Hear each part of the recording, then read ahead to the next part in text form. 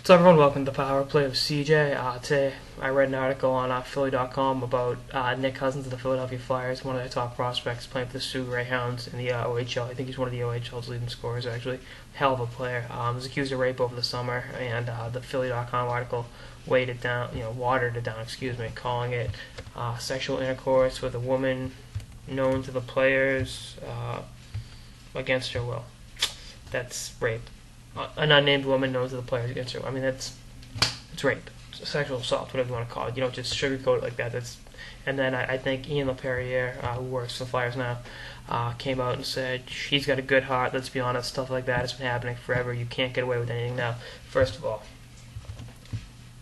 he hasn't been convicted of anything, so let's he's innocent until proven guilty, and that's fair. That's fair. It's fair. But I just think for the laissez-faire approach from the Flyers is kind of, I think if anything, regardless of what happens, I mean, it hasn't been thrown out the window yet, but it's getting there. I think the sense of entitlement among hockey players from age 18 to 21 is, with sexual assault. And like I said, I think I didn't say this at the time, but I did not speak up enough about the BU situations last year with Trevino and Castro both being accused of sexual assault and being dismissed from the hockey team. I didn't say a word, and they both got found innocent, but there is and I think it's with junior teams, with the college teams, there's a sense of entitlement that comes to these players, and I think Philly just fed into it. And I'm not knocking the Flyers organization. Had it been a Bruin, I'd be saying the same thing. Had it been any organization in hockey, I'd be saying the exact same thing. I think it's down the line. It's up to them to make this an educational tool, a learning moment for hockey players that this is unacceptable behavior. Violence against women, and like I said, I'm not social activist on here. It's a hockey video blog show, but I think it's disgusting. It's something that needs to be dealt with accordingly. And in fairness to Nick Cousins, he hasn't been convicted, so it's but I just think it's not even so much him, but it's painting him as a victim and all this. I think is wrong.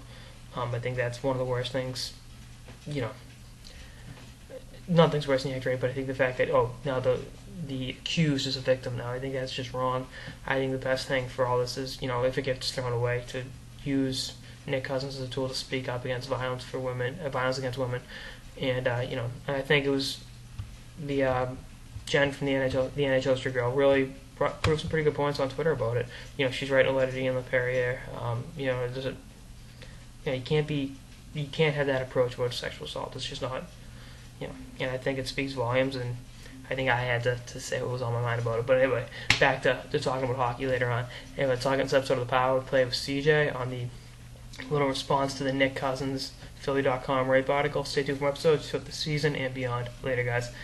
Philly.com rape named accordingly, right?